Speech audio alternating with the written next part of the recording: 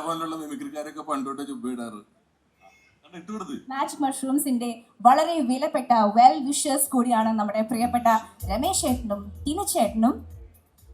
ഞാൻ മൈക്ക് കൈമാറുന്നു. ആരാധ നിങ്ങൾ എന്തെങ്കിലും പറ, അപ്പൊ എനിക്ക് എന്തെങ്കിലും പറയാൻ കിട്ടും. അതേ പിടിച്ച് തൂങ്ങാലോ. ഇവൻ ഈ ഏരിയ ആയതുകൊണ്ട് ജുബയിട്ട് ഇറങ്ങിയേക്ക എലക്ഷന് സാധ്യതയുണ്ട് അല്ലേ? നിങ്ങളോട് ആരാ ചുബയിട്ട് ഇലക്ഷൻ നിൽക്കാൻ പറ്റുമെന്ന് പറഞ്ഞു? കലാഭവനിലുള്ള മിമിക്രിക്കാരൊക്കെ പണ്ടോട്ട് ചുബിടാറ്. ഇട്ടുകൊടുത്ത് ഞാൻ ഈ സിനിമയിലില്ല. ആദ്യത്തെ വിശേഷം. പക്ഷേ ഞാൻ ഇവിടെ വേണ്ടവനാണ്. കാരണം നാദർശയ്ക്ക് ഇല്ലെങ്കിൽ ഞാൻ ഇവിടെ നിൽക്കില്ല. എന്നെ കൈപിടിച്ച് മിനി സ്ക്രീനിലേക്ക് കൊണ്ടുവരികയും ഒട്ടകത്തിന് ഇടം കൊടുക്കുന്ന പോലെ പിന്നെ ഞാൻ അവിടെ നിന്ന് ഇറങ്ങൂല. സ്റ്റേജിൽ നിന്നാണെങ്കിലും സിനിമയിൽ നിന്നാണെങ്കിലും മിനി സ്ക്രീനിൽ നിന്നാണെങ്കിലും ഞാൻ ഇറങ്ങിയിട്ടില്ല. ആ ഗുരുവിൻ്റെ അനുഗ്രഹം കൊണ്ട് തന്നെയാണ്. പക്ഷെ അദ്ദേഹത്തിൻ്റെ എത്രാമത്തെ സിനിമയാണത്? ഏഴാമത്തെ സിനിമയാണ്. ഇപ്പോഴും ഒരു ഉളുപ്പില്ല. ഒറ്റ പടത്തിൽ എന്നെ ഉൾപ്പെടുത്തിയിട്ടില്ല. എന്നാലും എന്നെ വിളിക്കും.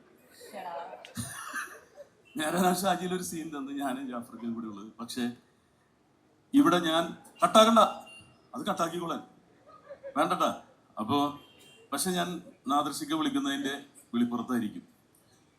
കാരണം ഈശോ എന്ന് പറഞ്ഞൊരു പടത്തിന് ആവശ്യം വന്നപ്പോഴും ഞാൻ അദ്ദേഹത്തിനോടൊപ്പം ഉണ്ടായിരുന്നു. ജയസൂര്യക്ക് വേണ്ടിയിട്ട് കൂടി അതേ എത്തി.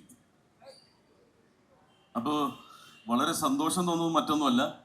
അഷറഫ് പിലാക്കൽ എന്ന് പറയുന്ന സംവിധായകൻ, അദ്ദേഹം 8 സിനിമകൾ ചെയ്തിട്ടുണ്ടെന്ന് പറഞ്ഞു. അദ്ദേഹം ചെയ്തിട്ടുള്ളത് ഞങ്ങളെപ്പോലുള്ള കലാഭവമണി നായകനാക്കിയിട്ടാണ് കൂടുതലും ചെയ്തിട്ടുള്ളത്. പലരും പിന്നോക്കം പോയപ്പോൾ അദ്ദേഹം പണിയെടുത്ത വേർത്ത കാശ് കൊണ്ട് കലാഭവമണിയാണ് അല്ലെ ഏറ്റവും കൂടുതൽ ചിത്രങ്ങൾ ചെയ്തിട്ടുള്ളത്. അതിൽ താങ്കളോട് കടപ്പാടുണ്ട്, ഞങ്ങളുടെ സഹോദരന് വേണ്ടിയിട്ട് ചെയ്തിട്ടുള്ള സിനിമകളാണ്. ഇനി ഞാനിവിടെ വന്നതിൻ്റെ പ്രൊമോഷൻ ഞാൻ ഒന്നുകൂടി നടത്തും. കാരണം ഈ പടം കാരണം നമ്മുടെ ഒരു പടം മാറ്റി വെച്ചിട്ടുണ്ട്. വിഷ്ണു ഉണ്ണികൃഷ്ണൻ്റെയും അശോകൻ ചേട്ടൻ്റെയും കൂടെയുള്ള ഓട്ടം തുള്ളൽ എന്ന് പറഞ്ഞ പടം ഈ പടം കാരണമാണ് മാറ്റി. ഞങ്ങളുടെ മാർക്കറ്റിംഗ് നടത്തണമല്ലോ, അത് നടക്കട്ടെ. പിന്നെ കൈലാഷിനോടൊപ്പമുള്ള പെരുങ്കളിയാട്ടം എന്ന് പറയുന്ന സുരേഷ് ഗോപിയുടെ പടവും അത് മാറ്റിവെച്ചതല്ല, അതിൻ്റെ കൂടി മാർക്കറ്റിംഗ് നടത്തിയെന്നുള്ളൂ. ജയരാജ് സാറിൻ്റെ പടമാണ്. അതിനെ ഇത്രയും പേര് പല പടങ്ങൾക്കും എൻ്റെ കാണാൻ വരാറില്ല. ഇത്രയും പേര് കണ്ടാൽ നമ്മുടെ പടമൊക്കെ വിജയിക്കും. അപ്പോൾ ഈ സാന്നിധ്യം എല്ലാ പടത്തിനും വേണമെന്ന് അപേക്ഷിക്കുന്നു. ഓവർ ടു എന്താ പറയേണ്ടത്, പിന്നെ ഏത് രീതിയിൽ അഭിസംബോധന ചെയ്യേണ്ടത്? ശാരടി. നന്ദി ടിനിച്ചേട്ടാ. ടിനിച്ചേട്ടൻ പറഞ്ഞതിൻ്റെ തുടർച്ച എന്നോണം ഞാൻ അമരപ്പനാൻ്റെയിൽ നല്ലവനായ ഉണ്ണി കഴിഞ്ഞ് ബാക്കി 6 പടത്തിൽ ഞാനും ഇല്ല. പക്ഷേ ആ പടം തൊട്ട് ഈ പടം വരെയുള്ള എല്ലാ പടത്തിൻ്റെയും എല്ലാ ചടങ്ങുകൾക്കും നാദർശക്ക് വിളിക്കാറുണ്ട്. ഞാനിപ്പോൾ പെട്ടെന്ന് ഈ ജയസൂര്യ ഇങ്ങോട്ട് കടന്നു വന്നപ്പോൾ ഒരു കാര്യം ഓർത്തു. അദ്ദേഹം എന്തുമാത്രം ഓർക്കുന്നുണ്ടെന്ന് അറിയില്ല. കുറച്ചധികം നാളുകൾക്ക് മുമ്പ് ദേമാവലി കുമ്പത്ത് എന്ന് പറയുന്ന ഓഡിയോ കാസറ്റിൻ്റെ റെക്കോർഡിങ് കഴിഞ്ഞ് രാത്രി റിയാൻ സ്റ്റുഡിയോന്ന്, ഞാനന്ന് കടവന്ത്രേരി ട്രിവാൻഡ്രം റോഡിൽ 3-4 മ്യൂസിക്കാർ താമസിക്കണ്ടല്ലോ, അതുപോലെ ഒരു ഹോട്ടലിൽ താമസിക്കുകയാണ്. ഒരു വൈൻ റെഡ് കളർ ചെറിയ ഓൾട്ടോ കാർ ജയസൂര്യ കൊണ്ട്, ജയസൂര്യ സിനിമയിലായിട്ടുണ്ട് അന്ന്, ഇന്നലെ എറണാകുളത്ത് നഗരത്തിൽ ഓടിക്കുന്ന കുഞ്ഞിക്കാർ, അതിൽ എന്നെ അവിടെ കൊണ്ട് ഇറക്കാമെന്നും പറഞ്ഞ് റിയാനിൽ ഇങ്ങനെ പോകുമ്പോൾ ഞങ്ങൾ സംസാരിച്ച ഒരു കാര്യം ഉണ്ടായിരുന്നു. അതായത് എൻ്റെയൊക്കെ ചെറുപ്പത്തിൽ ഉൾപ്പെടുന്ന ഒരു കാലത്ത് ഈ മോട്ടിവേഷൻകാർ ഇപ്പോഴത്തെ അത്ര ഇല്ല. മോട്ടിവേഷൻ എന്നുള്ള വാക്ക് തന്നെ അത്ര കേട്ടിട്ടില്ല. ഇന്നാണ് ഈ കുന്നോളം ആഗ്രഹിച്ചാലേ കുന്നിക്കുരുവോളം കിട്ടുള്ളൂ എന്നൊക്കെ പറയുന്ന മോട്ടിവേഷൻ വന്നത്. അന്ന് അർഹിക്കാത്തത് ആഗ്രഹിക്കരുതെന്ന് പറയുന്ന ഒരൊറ്റ സ്റ്റേറ്റ്മെൻറ്റിൽ പോകുമായിരുന്നു. അപ്പോൾ എൻ്റെയൊക്കെ ഉപബോധ മനസ്സിൽ നമ്മൾ ആഗ്രഹിക്കാൻ പാടില്ലാത്ത എന്തോ ആണ് സിനിമ എന്നൊരു വലിയ കാലഘട്ടം വരെ ഉണ്ടായിരുന്നു. അത് ആഗ്രഹിക്കാൻ പാടില്ല, നമുക്ക് അർഹിക്കാത്തതാണ്, അത് വേറൊരു സ്ഥലമാണെന്നുണ്ടായിരുന്നു. അപ്പോൾ എൻ്റെയൊക്കെ ഏറ്റവും വലിയൊരു ലക്ഷറി എന്ന് പറയുന്നത്, ഏറ്റവും വലിയ ആഗ്രഹം എന്ന് പറയുന്നത് ദേമാവേലി കുമ്പത്ത് എന്ന് പറയുന്ന നാദർശിക്കയുടെ കാസറ്റിൻ്റെ കവറിൽ പടം വരിക എന്നുള്ളതാണ്. അതിനുവേണ്ടിയാണ് മിമിക്രിയിലേക്ക് വരുന്നതും ശ്രമിക്കുന്നതുമെല്ലാം.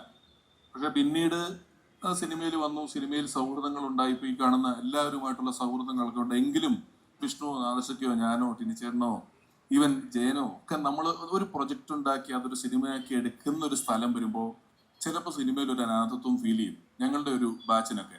പക്ഷേ എങ്ങനെയോ വീണ്ടും കഠിനാധ്വാനത്തിൻ്റെ ഫലമായി വീണ്ടും വീണ്ടും വീണ്ടും വീണ്ടും ശ്രമിക്കുകയും മുന്നിലേക്ക് വരികയൊക്കെ ചെയ്യും. അങ്ങനെ വന്നിട്ടുള്ള ഒരാളാണ് വിഷ്ണു. വിഷ്ണുവിൻ്റെയൊക്കെ വളരെ തുടക്കം തൊട്ട് നമുക്കറിയാവുന്നതാണ്.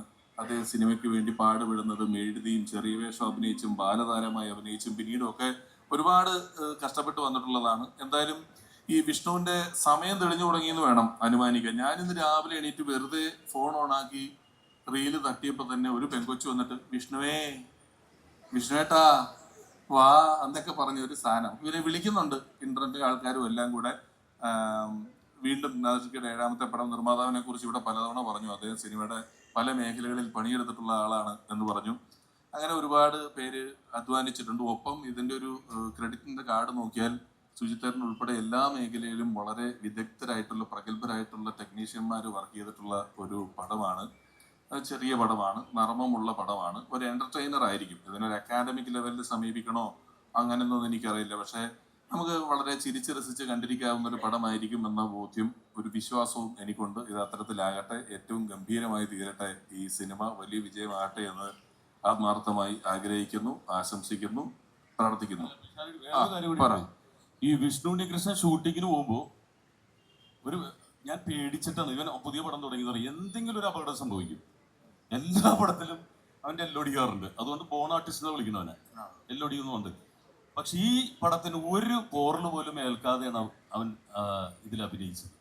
അതിനെക്കുറിച്ച് എന്തെങ്കിലും പറയണ്ട? അദ്ദേഹത്തിന്റെ അതായത് ഫിസിക്കലായിട്ടുള്ള അധികം ആക്ടിവിറ്റീസ് ഉണ്ടായിട്ടുണ്ടാവില്ല എന്ന് വിശ്വസിക്കുന്നു. ഇടിയും വഴക്കും ഒക്കെയാ അറിയില്ല. അവൻ എന്തെങ്കിലും മാനസികമായ പരിക്ക് പറ്റിയിട്ടുണ്ടോ നമുക്ക് അറിയത്തില്ലോ. പുറത്ത് കാണാനല്ലേ ഇല്ലാത്തുള്ളൂ. ഉണ്ടാവുമായിരിക്കും.